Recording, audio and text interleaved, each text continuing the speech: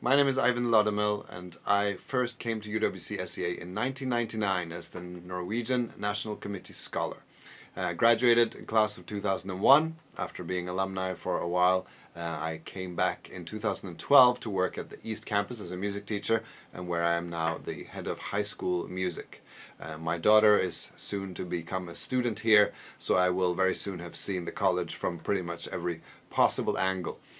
I'm here to talk to you today about an exciting innovation project that I'm overseeing, where students and teachers and the community work together to solve a problem. This project has been made possible by the 50th Anniversary Innovation Grant. So I'm really happy about the way the school has supported us in terms of trying to solve this particular problem. The project itself is based around Alzheimer's and dementia care. It is rooted in one of the services that we've been running for the last 10 years, which made us aware of a sort of a problem, if you like, that we wanted to try to solve using technology and using members of the community. So I'm going to talk to you about that. The purpose of the project overall is, of course, to engage students in really exciting real-life learning, where there is an impact and where they can actually make a difference, and as well as supporting people with Alzheimer's and dementia, and just as importantly, supporting those that care for them. Those of you that have some personal experiences with Alzheimer's and dementia will be aware of just how challenging a situation it is for those that suffer from the disease, but also from those that care for them. So we have thought long and hard about a way in which we can support them through this kind of technology and through this type of music therapy that I'm going to be talking about. And the Innovation Grant has made it possible for us to try to pursue that. It is a project that's on the way, but there's some exciting developments happening. Now I'm hoping that by seeing my presentation today, you're going to hopefully get some ideas and some thoughts around how this is obviously an exciting project for our students and for our community, but also perhaps it opens up some thinking around education and the model of education that we follow, and perhaps the need for flexibility in that model. The learning that I'm going to be talking about today does not happen within the confines of a classroom. It really is something that is reaching out and that is flexible, that is involving members of the community and so on. And hopefully it sparks some ideas for everyone in terms of where we might go next as we move on this educational journey together. Now, a lot of the research that sort of became the ideas for this project comes from reading the writings of Oliver Sacks, and also this movie here called Alive Inside. Now in this movie you see here Henry. Henry is generally sort of disoriented, unable to engage in conversation. You see his physicality, his body language. He is depressed and generally feeling out of it. And the moment that the music comes on, he becomes much more engaged physically. He becomes more animated. You can see him moving and singing, and there's a whole change to his state. The exciting thing about when this therapy works is that this extends beyond just the listening to the music itself, and when you remove the music, the person maintains some of this alertness for a few minutes after the music is removed. So in these moments, the person is able to engage in conversation more successfully, they become more animated, and it's just generally sort of restoring a sense of dignity for the person. This is something that we're really excited about because we have started seeing some of these effects ourselves in the work that we have been doing so far, and we believe that we are going to be able to create even more opportunity for people to engage with music and see this kind of impact with persons with dementia and Alzheimer's. Through our service program, we have been able to go to Apex Harmony Lodge. You can see one of our students here working with one of the residents there. and we have been able to develop and create a program similar to the one of Music and Memory, which is the one that we've seen in the movie Alive Inside, but where we are able to have the students then administer this therapy, and they do it through sort of working with the residents on a weekly basis, and as they listen to music together, the students are able to see which music is working and which isn't, and then they take notes on that, and essentially we develop a playlist through this activity. The key thing about this type of treatment, and which makes it somewhat challenging, is that you do have to have the right music for the person. It has to be music they already remember. That can be a challenge when you're working with persons with dementia, because they're not always able to answer if you want to ask them about what kind of music they would have heard previously. So this becomes a kind of detective work where the student sort of tries lots and lots of different music. We have a massive library of local music that we use, and then as they figure out what works for that person, eventually you see the impact. That sometimes can take as much as 5-6 months of trial and error before you suddenly get the kind of reaction that we saw with Henry in the previous video. Our collaboration with Apex Harmony Lodge has been really successful, and a few years ago they awarded us the Synergistic Partner Award, which you see here was presented by Singapore's president, Halima Yaacob. Unfortunately, we were unable to bring students to this particular event, but here is Rick and I accepting the award on the students' behalf. The program with Apex Harmony Lodge has evolved through many different stages, and one of the things that has been great about the partnership is that by listening to the needs of Apex Harmony Lodge and about their sort of need for accountability, we have collected a fair bit of data on the music therapy program and the sort of effectiveness of it, and which has provided us with the sort of statistical data based on observation, showing that there is a improvement in well-being over time for the residents that are working with our students. Now, there were many things that we learned through running this program for the last 10 years. And the students and the staff involved and the residents and all the conversations made us aware of a couple of different things. The first one was that this therapy is amazing in terms of what it can do. It's as fairly simple as a sort of model, and it produces real sort of visible impact and improvement to the lives of those that are engaged with it. But it is also labor intensive. You need to sit one-on-one with the person, you need to observe, you need to play the music, you need to take notes, keep track, all of that kind of stuff. Now, for our students, that is great because that is an opportunity for them to engage one-on-one with someone with dementia, and the learning is profound, and of course the impact is very significant for the person with dementia that is benefiting from taking part in the program. However, we wanted to scale it. We wanted to make this available to more people. And what we realized was, of course, that not everyone has the luxury of the amount of time that we can give when we are bringing our students to a center like Apex Harmony Lodge. And we wanted to make this type of therapy available also for caregivers in places like Apex Harmony Lodge, and they are in a situation where they have to attend to lots of people all throughout the day, and they do not have the ability to sit for half an hour, 45 minutes with someone on a kind of individual basis. But we also wanted to make it available for those looking after someone at home. In Singapore, and elsewhere around the world, people are of course very anxious and unwilling to send a parent or grandparent to stay in a care home. People enjoy taking care of them at home and keeping them at home for as long as possible, but that comes with severe sacrifice and severe challenge. For someone who is a caregiver at home, they need to do all of the normal things that you would do in a day. So they need to wash the clothes and do the dishes and run errands and so on. And looking after someone with dementia is you know, such a full-time job.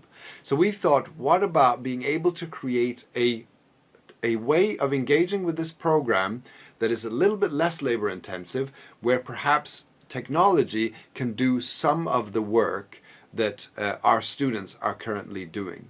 Now, this is not, and I should say this very clearly, this is not to encourage people to let technology do the caregiving. Of course, one-on-one interaction is always preferable. Engaging with someone on a personal level is always preferable. But we know it's not always possible 100% of the time. And if this can provide a meaningful way to engage with a program like this that is a little bit easier, a little bit more manageable, we might be able to create opportunities for centers and for care homes like Apex Harmony Lodge to use it much more, and also for caregivers at home to use it much more.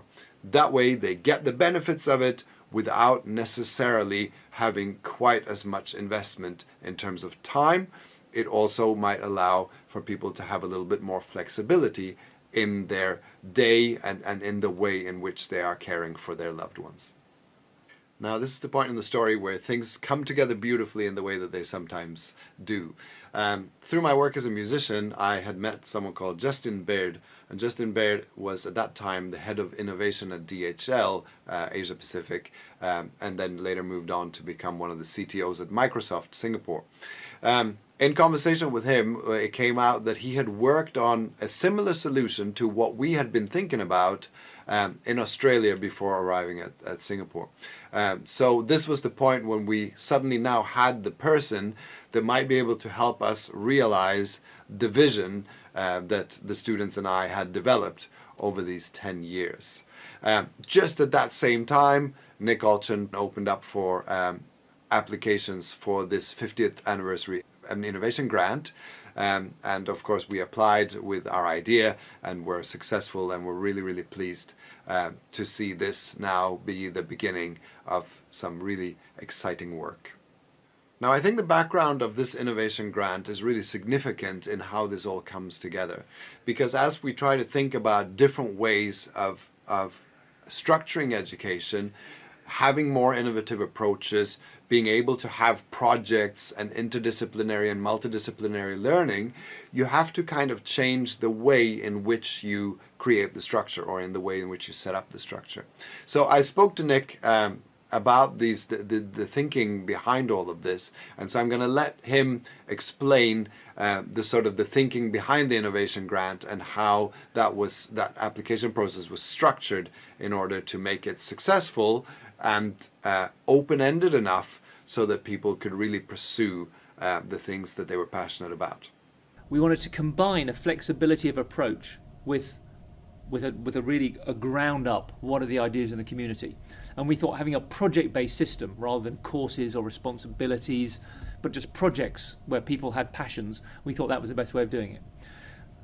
We wanted some criteria because we knew we'd have to select because our resources are finite, but we wanted the criteria to be quite general and quite open to encourage the creativity and innovation. I mean, restrictive criteria would be ironic in this area.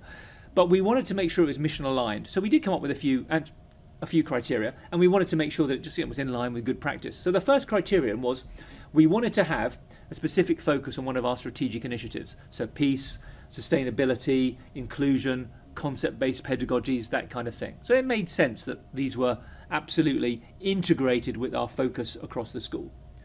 We also wanted to have very clear intended outcomes and a very clear timeline. We knew that timelines would be flexible, and after COVID, of course, it's proven to be that. But just to come in with some sense of the scope of the project seemed sensible, knowing that we'd be flexible. We also wanted to look at the potential depth and breadth of the project outside the college or inside the college. Inevitably, when you have a lot of good projects to choose from, one that will affect 100 kids or has the potential to go global must be preferable to one that affects 1 or 2 students. So there's a pragmatic reality there.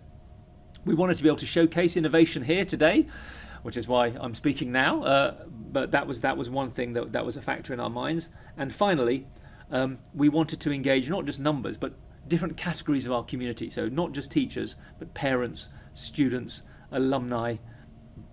I mean, in some cases, much broader than that. I mean, the project that you're looking at today might be around the reaching out to patients with dementia, for example. That's a whole new category of partnership that we can create, and that for us was a really big feature. I think the criteria were successful, but they are also, I recognise, they're intentionally loose. And I think what we're really doing there is the sort of the classic sort of, I hope, the classic leadership thing. We're not trying to tie people down, we're trying to direct their attention to an area. You know, whether or not they fall within the area or outside the area, you know, there's a bit of negotiation there. But really, in this big scope of projects, we're just saying, there's the direction we're interested in. So the criteria were, by their nature, fairly broad. So with our focus set on innovation, inclusion and partnerships, and as you can see, with lots and lots of autonomy and freedom and trust from the leadership, we were ready to assemble a leadership team. The leadership team is what you see here on the screen, and Arnav on the left, a student that is involved in lots and lots of projects, has lots of connections with mathematics department and does a lot of great work there, but also a musician and someone that really understands the sort of the impact of music on and well-being. Tarani in the middle was the leader for the Apex Harmony service and was with the service for several years. Usually students try out lots of different programs, but she has stuck with us for a long time. And then on the right we have Justin Baird, who I mentioned before, who had experience dealing with a similar kind of problem and that brought all of the sort of technological expertise that we needed in order to make this project a reality. As the coding work was progressing, we were also trying to create more partnerships and more collaborations with other groups. We made a connection with Music and Memory, actually. They're the original sort of creators of the movie Alive Inside. But also we met with Spotify, and this was actually one of those things where the student leadership really took place. Tarani, who you saw earlier, was actually the one that not only created the opportunity for this meeting, but she also facilitated the meeting and led the meeting where we sort of spoke to Spotify about different ways in which we could engage with them, different ways in which we might be able to access the rights for the music in order to sort of take into account things like copyright and so on. So this meeting with Spotify was particularly exciting because it was entirely student-led and organized by a student. The partnership is still ongoing. We are using Spotify as our platform right now to get the music, but we are still exploring ways in which we might be able to make this even cheaper and more accessible for more people without necessarily paying a full Spotify subscription to access. The next step in the process was getting the Coding for Good group together for a weekend hackathon. So this was a chance for them to sit for many hours to really start solving the problems of the user interface, the layout, and the technology that's was going to be able to learn and develop these playlists. One of the things about this clip which excites me is that this shows a truly authentic sort of student leadership taking place. So obviously the teachers involved and Justin as well gave guidance at the beginning of the day to sort of get things set up, but by the time the day had gone on for a bit, the students were really sort of spontaneously, without any prompt, taking on these leadership roles, and that is what you can see here in this example. So at this point now, it's like the students are really taking charge of the project. They are taking on leadership because they're motivated to do so, because they see a problem that they want to solve and they have the know-how to solve it on their own. And so this is where we can really see the success of the project starting to take shape, because it's now becoming entirely student-led, and the students are providing expertise that in some cases even teachers or staff don't have, and they're able to find those innovative solutions to help support the people with Alzheimer's and dementia. Now, once there was an energy around the project, there's all kinds of other things that started happening. So Arunav, who was part of our leadership team, was also involved in one of the other innovation grant projects called Project Zero, which is based in the mathematics department. Now, what they were doing is that they were using EEG headbands to look at some things around concussion and data analysis of that information. What Arnav realized was that this might have some kind of application to what we were doing, which of course was an excellent idea, because one of the things is that we can't always know whether the music is having an impact, especially when you're looking at sort of late stage dementia. Physical interaction, speech, movement are severely affected, and you can't always know if the music is having an impact. However, what we know from some of the work we've been doing over the last 10 years is that you can reach even those that are bedbound and unable to communicate with you. So this idea, this sudden sort of spontaneous, innovative idea of using EEG headbands to possibly get some kind of insight became a really important starting point, and now the ability for us to connect our project with one of the other innovation grant projects as well. Justin reached out to Emotiv, a company that creates these headsets, and one of the exciting things we found out is that they were currently developing a headset that wasn't yet for sale, but this headset is literally a pair of headphones with EEG sensors inside. What you're seeing on the screen now is Patrick Flanagan giving a demonstration of how that works. So this is live information actually from the headset that he's wearing, showing different indicators of wellness and calm and so on, that we would be able to use. So we have, through the innovation grant, we have been able to now order several sets of these and a software solution that allows us to sort of interpret that information, which we can now actually share between our Music and Dementia project and Project Zero as well. I hope this presentation has given you some insight into the amazing work that happens here at UWC SCA. One of the things that I love about this project is that I feel that it sort of embodies many of the sort of intentions of why UWC was created in the first place. Through a project like ours, we can see a need, we can see people in need, we can see something that needs to happen, and then through the way our school and our education system within the school is set up, we are given the opportunity to go and try to solve this with our students, and sometimes even the students will then take on that leadership and be able to almost solve the problem entirely on their own. The great things about what has happened in this and through this innovation grant especially, and through the focus on innovation at UWC SCA, is that it allows a more flexible structure. Looking at what Nick was saying and also through the experiences of this project, if you want to have innovative education, if you want to have student-led education, there needs to be a kind of flexibility of system that allows it to spontaneously grow and manifest.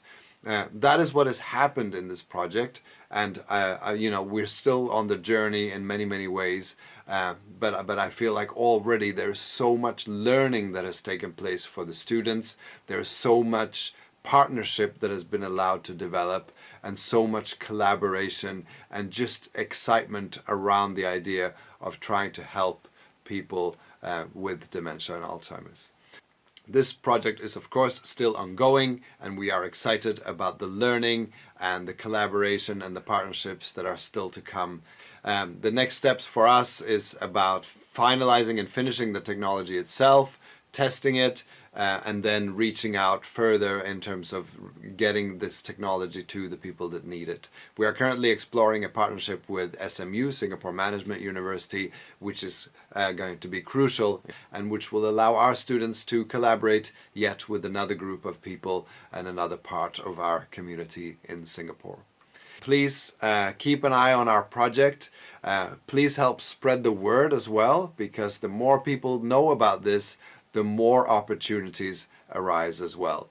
So I want to thank the school for supporting us in creating this exciting project and the sort of autonomy and freedom that they've given us. And I want to thank you for listening and for being interested in innovation and service learning at UWC SCA. Hopefully, as this progresses on, we will be able to support the whole community in Singapore of people living with dementia and those that care for them.